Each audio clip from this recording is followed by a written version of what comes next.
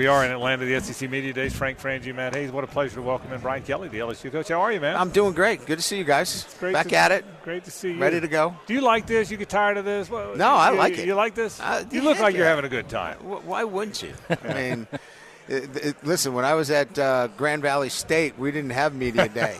You know? I get it. I remember at Cincinnati, we went to the Media Day. It was in Rhode Island.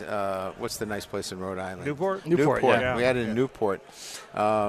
And we had our players waiting for the media to come by. Nobody came by. They didn't care. Yeah, it was Bob Huggins' territory back then.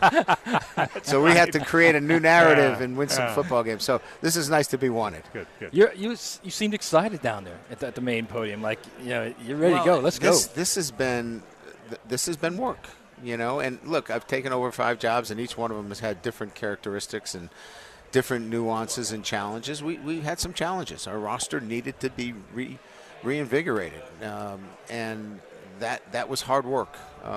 We've gotten the culture to the point where I feel like we had 5 consecutive 10-win seasons at Notre Dame. We carried that here for 2. We're back on that plane where we can put a team out there to compete with anybody. You've been very big about how you act off the field translates directly to how you play on the field. Yes. Is that what you were talking about down there? About we're finally turning this thing into something like that? Yes, on a day-to-day basis. When it comes to making good choices and good decisions in your personal life, how you take care of your body, what you put in your body, all of those things matter. Look, I want to be significant in the lives of our players. I just don't. Success is about money and how many wins and all that stuff. I'm not in it for that. I want to make a significant impact in their lives and build a program that's significant year in and year out. That takes some time. Nobody cares about that, and I get that. And I'm fine with the slings and arrows that come with that.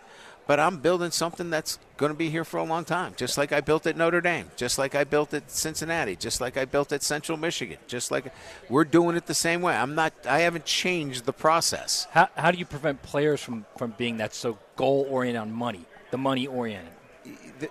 Money is something that they have very little knowledge of, very little. Yep. And so it's now part of my responsibility. It used to be social development, spiritual development, intellectual development. Now it's fiduciary development. And that's fine because it opens up conversations that you've never had with your players. I'm talking to my kicker last night, Damian Ramos. He doesn't understand what brand represented means. Brand represented means this. If you're first team SEC, you're helping the brand, we're going to give you more money. How's that sound?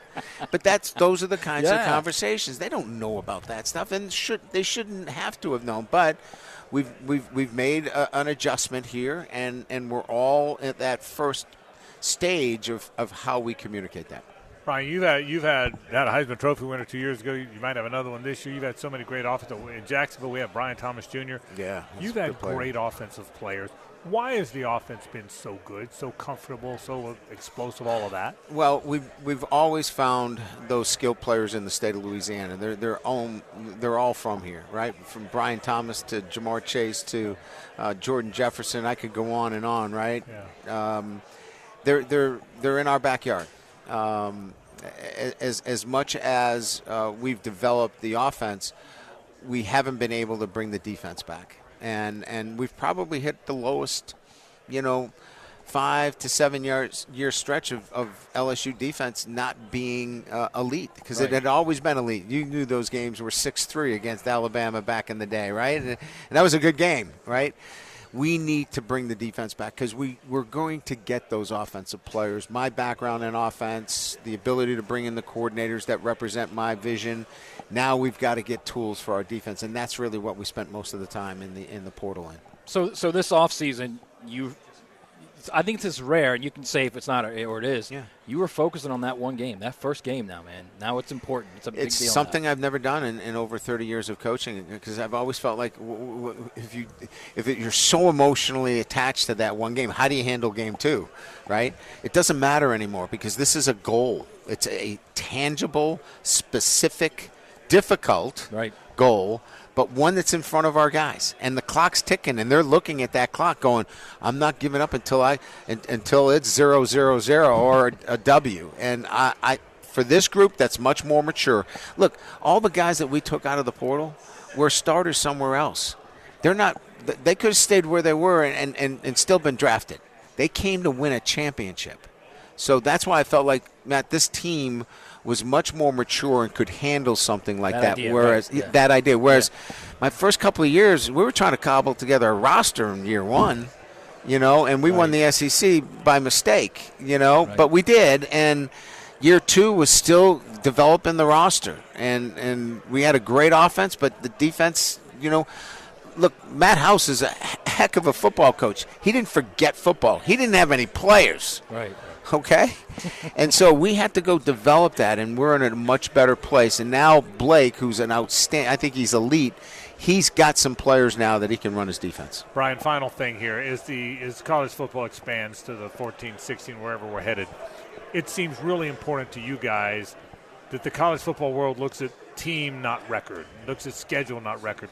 I want you to speak to that because I know you're passionate about that. Well, I just feel like let's get the 16 teams that are representative of their entire schedule and who they played. You want the 16 best teams, not 16 teams that have great records.